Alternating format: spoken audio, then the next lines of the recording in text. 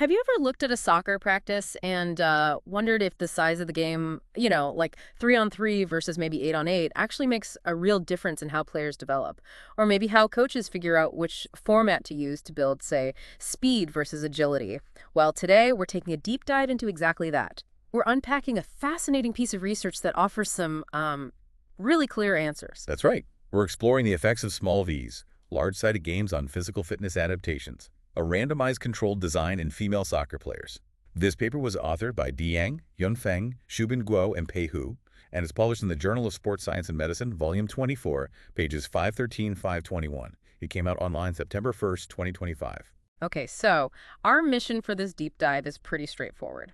We want to pull out the core insights from this specific study. We want to understand how these different practice formats, small-sided versus large-sided games, actually shape physical fitness in young female soccer players. By the end, you should walk away with a really clear sort of evidence-based roadmap for how coaches might tailor training depending on what they're trying to achieve. So let's start with the basics then. What exactly are these small-sided games, or SSGs, that coaches seem to use all the time? Why are they so popular? Right. So SSGs, small-sided games, are essentially modified versions of a full soccer match. Think fewer players, smaller fields, and sometimes the rules are tweaked a bit. Their appeal really comes down to versatility. Coaches use them for all sorts of things, boosting player engagement, sharpening tactical understanding, refining technical skills, and really importantly for this discussion, meeting specific physical and physiological demands. What's also really powerful about them is how well they fit into something called the constraints-led approach in coaching. Constraints-led, what does that mean exactly? It basically means designing training, so it still feels like the real game. You keep those dynamic interactions. But you guide skill learning by changing certain constraints. Things like the number of players, the field size, maybe a specific rule. It helps players kind of naturally adapt and figure things out in situations that are relevant to the actual game. Ah, okay. So it's specific, like the real game, but simpler. Exactly. It simplifies complex scenarios for focused learning. And let's be honest, they're often just more fun than doing isolated drills over and over. They keep that competitive, team-based feel of soccer, which tends to keep players much more involved. That makes a lot of sense. It sounds like a really powerful tool, mimicking the game while letting coaches fine-tune the focus.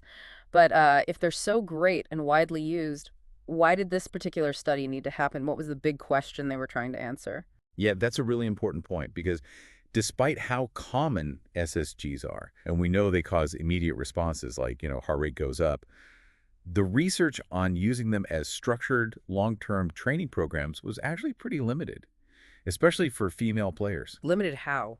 What were the gaps? Well, most studies would compare SSGs to something totally different, like maybe high-intensity interval running drills, not different types of SSGs against each other over several weeks.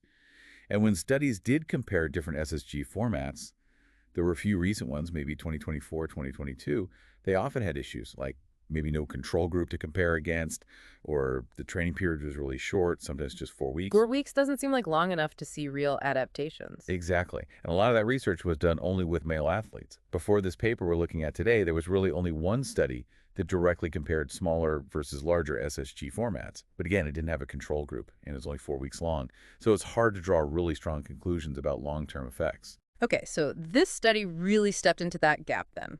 It was designed specifically as a randomized controlled trial, focusing on youth female players, comparing small format SSGs like 1v1 up to 3v3 against the large format ones, 6v6 to 8v8. And crucially, doing it over a more substantial 6-week period. Now that sounds interesting. Precisely. Their approach was quite rigorous. A simple, randomized, parallel control design. Players assigned randomly, evaluators blinded, meaning they didn't know who was in which group, which really helps minimize bias. And who are the participants? They recruited 45 female youth soccer players. Average age was about 15.7 years, and they had on average around 3.6 years of competitive experience playing at a developmental kind of tier 2 level. Key requirements were good attendance, at least 90% for the sessions, and no injuries. They also excluded goalkeepers. Makes sense. And the groups? 3 groups, 15 players each. One group did small-sided games, small format, called SSGSF. Another did small-sided games, large format, the SSGLF group, and the third was the control group. So what did the training actually involve for the SSG groups? The 2 SSG groups got 2 extra sessions per week on top of their normal team training for 6 weeks. These SSG sessions were always done before their regular practice. The control group just carried on with their normal training schedule. Okay. They made sure there was about 48 hours of rest between these extra SSG sessions, and each one started with a standard warm-up. The intervention itself was structured over 2 blocks of 3 weeks. In the first 3 weeks, the playing formats within each group gradually increased in player numbers. So like 1v1, then 2v2, then 3v3 for the small group. Then, in the second 3-week block, the formats stayed the same, but they increased the total training volume. The session duration went up from about 12-16 minutes per session to 18-24 minutes. Got it. Progression in format first, then in volume. And how did they measure the effects? They did assessments before the training started baseline, and then again right after the 6 weeks. They made sure players had 72 hours of rest before testing each time. They focused on 4 key physical performance tests. First, the counter movement jump, or CMJ. That measures vertical jump height, giving an idea of muscular power. Right, the jump test. Second, change of direction deficit, or CD deficit. They use the 505 test for this, which measures agility, how quickly you can change direction. Third was a 30-meter linear speed test, basically, a straight sprint. And fourth, the final velocity, the 30-15 intermittent fitness test, the VIFT. This assesses aerobic capacity, your ability to handle progressively intense bursts of activity. Okay, a good range of tests. Yeah, and it's worth mentioning they used validated mobile apps for some of these, like the jump and sprint tests, practical for field testing. Okay, so they set it all up very carefully, ran the 6 weeks of training. What did they actually find? What were the big results? Any surprises in how the different games affected performance? Right, let's get into the core findings. First up, change of direction ability, that CA deficit measure. The SSGSF group, the small format games, showed a significantly smaller CA deficit compared to the control group after the 6 weeks. Smaller deficit means better performance, right? Quicker changes of direction. Exactly. They got significantly better at it. The effect size was actually quite large, suggesting a meaningful improvement. Interestingly, there wasn't a significant difference between the small format and the large format groups on this measure, but the small was clearly better than control. So, wow, the small games really seem to hone that agility. Why do you think that is? It likely comes down to the space. In those really tight 1v1 or 3v3 games, you're just constantly having to brake hard, accelerate quickly, and change direction repeatedly. That provides really intense neuromuscular stimulation specific to those movements. It probably enhances your perceptual reaction speed too. You have to read and react faster in tight spaces. Okay, that makes perfect sense. Small space forces, quick reactions and movements. What about sprinting, the 30-meter dash? Right, 30-meter sprint time. Here, the results flipped a bit. The SSGLF group, the ones playing the large format games, showed a significantly smaller 30-meter sprint time compared to the control group. Smaller time means faster. Yes, they got faster in their linear sprints. It was a small effect size, but statistically significant improvement over the control group. But the small format group, the SSGSF, didn't show a significant improvement in sprint time compared to the control. So large games for speed, small games for agility. That seems intuitive, doesn't it? It does make logical sense. If you think about the bigger picture, those larger formats like 6v6 or 8v8, they actually provide the physical space needed for players to reach and, crucially, sustain near maximal sprint speeds over longer distances. That kind of stimulus is key for developing linear speed. The smaller formats, well, they just don't offer enough runway for those extended high-speed efforts. Right, you can't really practice a long sprint in a tiny box. Okay, what about aerobic fitness, the VIFT test? Okay, aerobic capacity via VIFT. This was interesting. Both the SSGSF and the SSGLF groups showed significantly greater improvement in their VIFT scores compared to the control group. Both of them. So small games and large games were equally good for aerobic fitness. Pretty much, yeah. Both showed significant improvements with moderate to large effect sizes. They weren't significantly different from each other in the amount of improvement, but both were clearly better than just regular training. Why do you think that is? You'd think the intensity profiles are quite different. That's a great question. And you're right, the demands are different. Small formats tend to involve higher peak physiological intensities, more frequent, really short, sharp bursts. But the larger formats, while maybe less peaky, they still provide substantial intensity through longer overall play durations and more sustained running efforts. So it seems both types of games effectively stress the aerobic system, just maybe in slightly different ways. both push improvements in oxygen delivery and how the muscles use oxygen. And maybe the 6-week duration was key here. That's very likely. 6 weeks probably provided enough total stimulus in both conditions to drive those aerobic adaptations, which maybe wouldn't have been as clear in, say, a shorter 4-week study. Okay, that makes sense. So agility, speed, aerobic fitness. What about the last one, the counter movement jump, the power measure? Right, the counter movement jump, CMJ.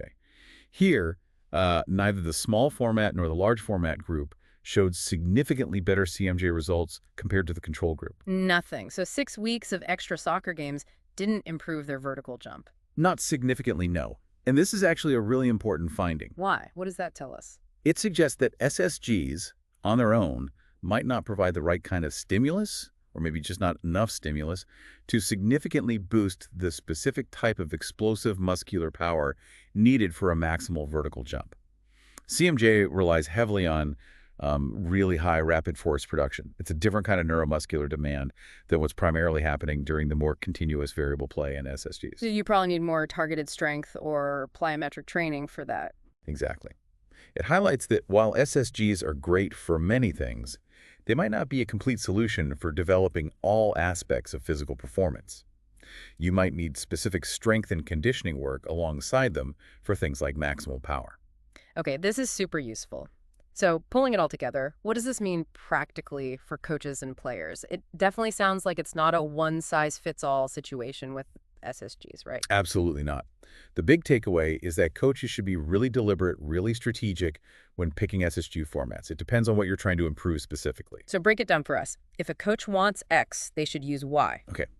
If your main goal is improving change of direction ability, that quickness and agility, then the SSGSF, the small formats like 1v1, 2v2, 3v3, seem to be the most effective tool based on this study.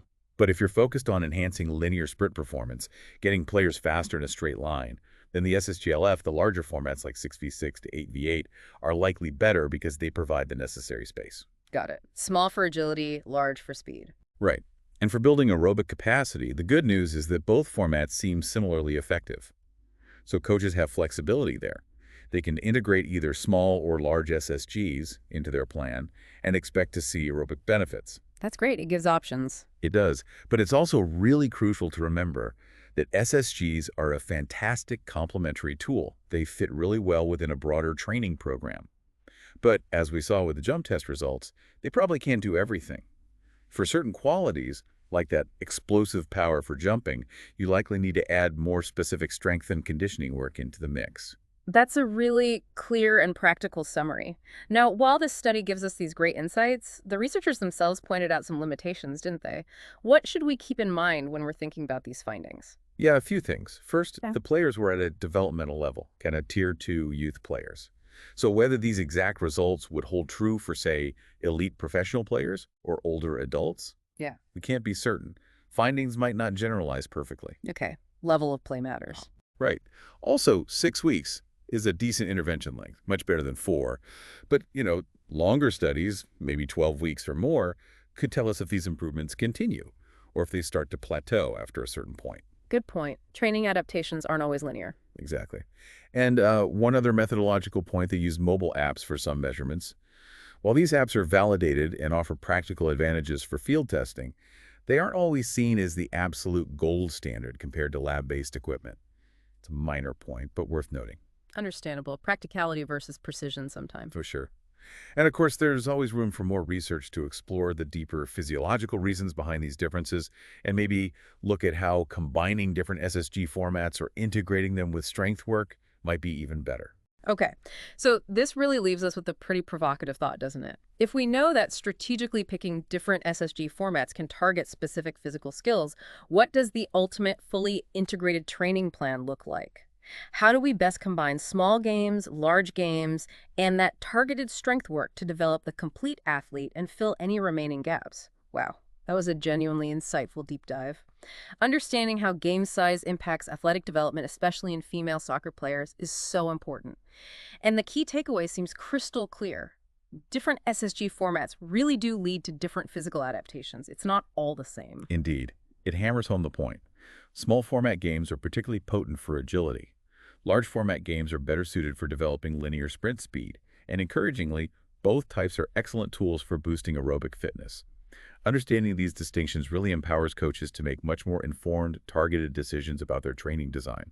We really hope this deep dive has given you a clear, scientifically backed understanding of how you might optimize soccer training using SSGs. And of course, for all the nitty-gritty details, the specific data, the full methodology, all the references they used, we strongly encourage you to check out the full article. That's by Yang, Feng, Guo, and Hu in the Journal of Sports Science and Medicine. It's definitely worth the read if you want to go deeper. And hey, if you found this useful and want more deep dives like this, where we break down complex research into practical, actionable insights for sports performance, make sure you follow our channel and turn on those notifications. That way, you won't miss the next time we dive deep into the science. Thanks for joining.